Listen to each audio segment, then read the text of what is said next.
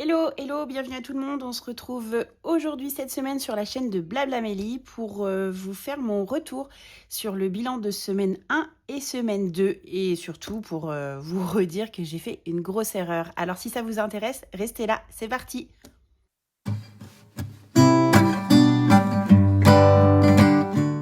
Donc bonjour à tous, bienvenue sur la chaîne Blablamélie. Je suis Amélie, j'ai 35 ans, je suis maman de deux petits-enfants de bientôt 2 ans et 3 ans.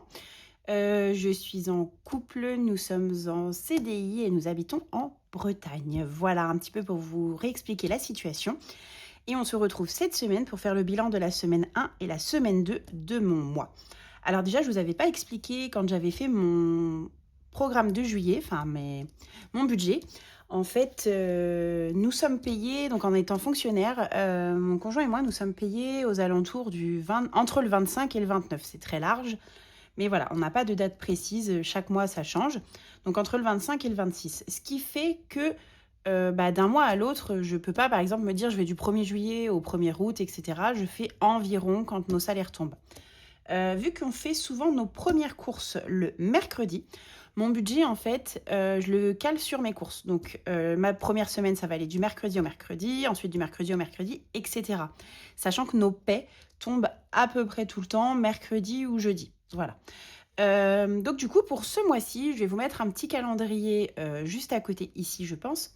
Nous avons été payés donc fin juillet, sauf que si on regarde le calendrier, on se retrouve pour nous avec un mois à 5 semaines. Donc tous ceux qui sont pas forcément très au courant ou qui commencent la méthode de budget, etc., oui, il peut y avoir des mois à 5 semaines. En fait, pourquoi? Si on regarde, donc on a 12 mois dans l'année. 12 mois fois 4 semaines, on arrive à 48 semaines. Or, on sait que dans une année, il y a 52 semaines. Donc, il y en a 4 qui partent à la trappe et forcément, il faut bien les mettre de temps en temps. Donc, moi, malheureusement, ça tombe au mois de juillet et je n'ai pas pensé à prévoir cette semaine cette 5e semaine, quand j'ai fait mon budget. Par contre, chance ou malchance, je ne sais pas, cette erreur va se compenser parce qu'en fait, donc là, nous sommes le mercredi, nous partons pendant quelques jours en famille pour des obsèques, voilà, rien de très réjouissant, mais du coup, nous partons quelques jours en famille et souvent, quand on part en famille comme ça, on va être nourri, logé, etc. Donc, mon budget va pouvoir ma semaine 3 va pouvoir souffler un petit peu. Donc, je vais récupérer les sous de ma semaine 3 pour essayer de la mettre dans ma semaine 5. Et pareil, je ne vous en ai pas parlé, mais nous partons en vacances en famille à partir du 19 juin, donc dans une semaine et demie. Ce qui fait que les courses vont être séparées avec ma famille, etc. Donc, on n'en aura pas forcément pour le même budget. Et surtout, je vais pouvoir prendre dans mon budget vacances que j'ai prévu toutes là depuis que j'ai commencé les enveloppes, donc ça fait 4 mois maintenant. Voilà, je vous en reparlerai sur le bilan de la semaine 3. Mais voilà, il y a un petit montant qui nous attend juste là dans ce classeur. Là, on se retrouve pour le bilan du coup de semaine 1, semaine 2. Alors, si on regarde tout ça ensemble. Donc semaine 1, j'avais déjà fait un réel. Il me restait 17 € pour l'alimentation. Ces 17 € là, alors les 15 € étaient en virtuel. Du coup, les 15 €, je les ai laissés sur le compte et je les ai mis de côté pour ma semaine 5. D'ailleurs, je vous parle de ça, mais ce serait bien que je récupère mon petit planeur pour pouvoir faire le point à l'écrit. J'avais oublié. Alors, hop, je vais au bon endroit. Voilà. Alors, on m'a dit que vous ne voyez pas forcément super bien. Du coup, je vais faire un petit zoom là pendant que je vais écrire. Voilà. Donc, sur ma semaine 1, donc en fait, je n'aurais pas mis en épargne. Je ne vais pas épargner. Par contre, je vais mettre 2 € en défi. Et les 15 €, je vais les marquer en fait en tant que gain. Et je vais marquer que c'est pour ma semaine 5. Comme ça, je vais m'en souvenir. Donc, ce qui me fait un total de 17 €. Maintenant, je prends ma petite enveloppe et je viens voir ce qui me reste dans mon budget. Alors, comme je vous ai dit, le budget d'hiver, lui, il me fait tout le mois, donc je le laisse dans ma pochette. Par contre, regardons ce qui reste dans ma petite enveloppe. Alors, pour mon alimentation cette semaine, il nous est resté tout ça. Alors, du coup, 20 € plus... Alors, hop, 1, 2, 4, 4,50 €, 4,90 €, 4,95 €. Donc, il va nous rester, je vais le marquer ici, en total 24,95 € en épargne. On va rien mettre. Du coup, comment je vais les répartir? Comme je vous ai dit, j'ai pas prévu la 5e semaine. Du coup, le billet de 20 € va partir en budget pour ma 5e semaine, S5, comme ça je vais m'en souvenir.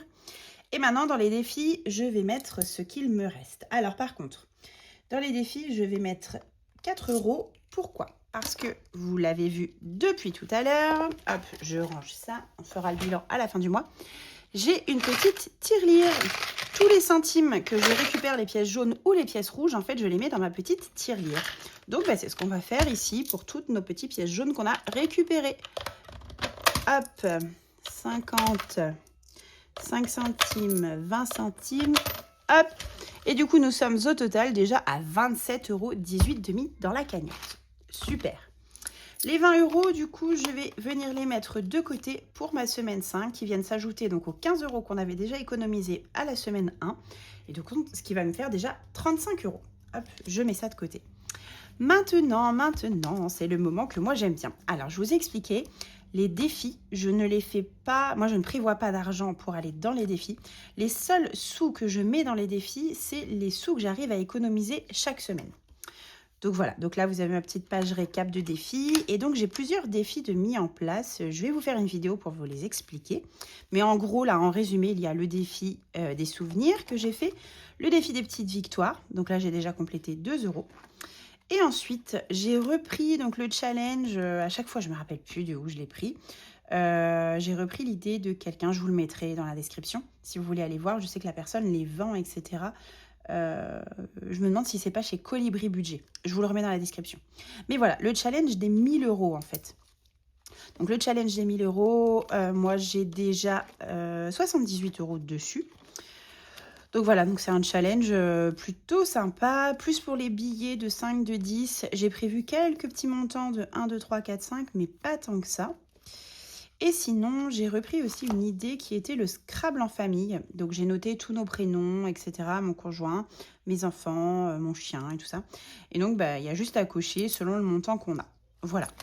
Là, je vais le mettre dans le montant. J'aimerais bien... Alors, on a dit que j'avais 4 €. Du coup, 4 €, j'ai pas assez pour faire le défi des souvenirs. Je pense que ça, vu que c'est plus pique-nique en famille, dépenses sans dépenses inutiles, etc., je vais essayer de le garder pour les vacances. On va compléter ça ensemble. Là, on va essayer de faire le défi des petites victoires. Donc, avec des 2 fois 2 € peut-être. Alors là, c'est pareil, il y a une petite coquille, ça m'a mis 0 €, c'est pas possible. Alors, je regarde sur le côté. Cette semaine, donc le thé préparé à la maison, je l'ai déjà fait. Alors, aucun achat plaisir pendant 3 jours, objet vendu, achat réfléchi, sortie gratuite en famille, gamelle emportée au travail. Alors, en ce moment, vu que je suis enseignante, les cours pour moi sont terminés. Donc, cette semaine, j'ai pas eu de gamelle emportée au travail. Par contre, je vais remplir, alors je vais mettre à hauteur de 4 €, hein, c'est pas grave, c'est écrit 5, mais reste utilisé au lieu de jeter. Nous partons ce midi, donc, nous partons après manger en Normandie. Du coup, plutôt que de jeter ou de commander quelque chose, etc., à midi, je vais faire une grande tarte, voilà, avec tous les restes que nous avons. Donc, du coup, je vais faire reste utilisé au lieu de jeter. Donc, celle-là, elle est faite et je vais mettre, donc j'ai 4 €, alors je vais colorier mes petites feuilles. Hop, 2 € ici, et puis on va essayer d'élargir un petit peu. Hop, et 2 € par là. Voilà. Donc, pas beaucoup d'économies, mais bon, ça vient toujours se rajouter aux 2 € que j'avais déjà. Hop.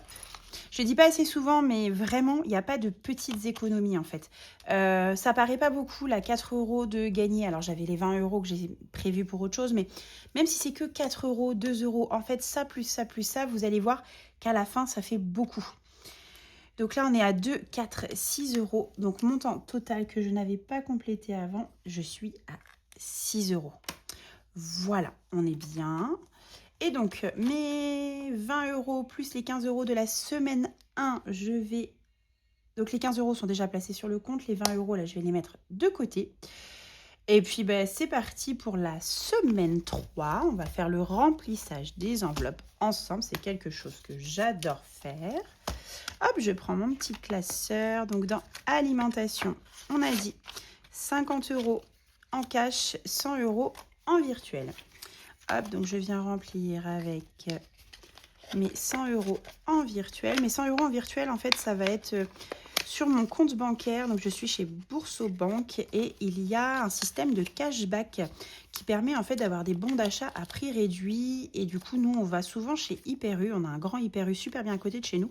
Et on a 4% de cashback.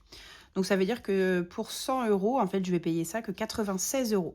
Donc ça fait pas beaucoup, mais même si c'est 4-5 € par semaine, fois le nombre de semaines, ça commence déjà à faire pas mal. Donc voilà, donc mon enveloppe alimentation, elle est remplie, super. Dans divers, alors on a utilisé un petit peu dans l'enveloppe divers parce qu'on a dû retourner à la pharmacie, etc. Il me reste 20 €. J'aime bien avoir un petit peu sur moi au cas où, donc je vais rajouter encore 20 € dedans. Voilà, l'enveloppe d'hiver, en fait, c'est pour tous les petits achats qui ne sont pas forcément prévus, etc. Faut pas hésiter à... Alors, moi, j'hésite pas, en tout cas, à prendre dedans. C'est fait pour ça, en fait, plutôt que de se dire « Ah, je vais prendre ma carte, etc. » Non, il y a l'enveloppe d'hiver qui est prévue pour ça. Alors, il faut pas se dire « C'est bon, j'ai de l'argent, faut le dépenser. » Mais le but, c'est pas non plus de se dire j'ai pas de sous, je peux pas faire ci, je peux pas faire ça.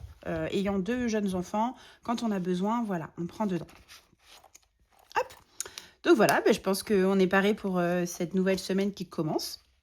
Écoutez, si cette vidéo vous a plu, n'hésitez pas à vous abonner et surtout n'hésitez pas à me dire en commentaire vos bilans de la semaine 1 et de la semaine 2. Ça m'intéresserait énormément de pouvoir partager avec vous et de pouvoir voir comment vous gérez vos budgets et surtout où est-ce que vous en êtes. Voilà, je vous remercie d'avoir écouté cette vidéo, j'espère qu'elle n'a pas été trop longue et on se retrouve la semaine prochaine pour une nouvelle vidéo bilan. Ciao!